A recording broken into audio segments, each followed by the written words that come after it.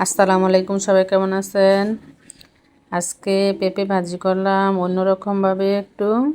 পেঁপেগুলো দেখুন ধুয়ে আমি যে মেশিনটার মাধ্যমে কুচে নিছি, একদম চিকন হয়েছে।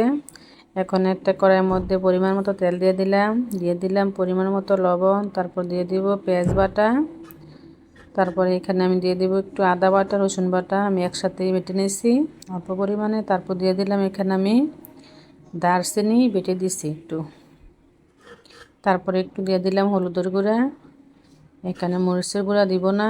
তারপরে একটু জিরে গুঁড়া দিয়ে দিলাম, দিয়ে মশলাটা কষে নেব। তারপরে এখানে যে 3টা দারচিনি শুকনো মরিচ দিয়ে দিছি। দেখুন মশলাটা ভাজা হয়ে গেছে। এখন এর মধ্যে আমি পেঁপেটা দিয়ে দিলাম।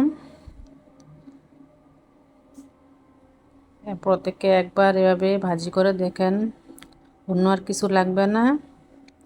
তারপরে এখানে দেখুন আমি কয়েকটা আলু আলাদা তেলের মধ্যে ভাজি করে নিয়েছি, লবণ আর মরিচের গুঁড়ো হলুদ দিয়ে আলুটার সাথে মিক্স করে নিলাম।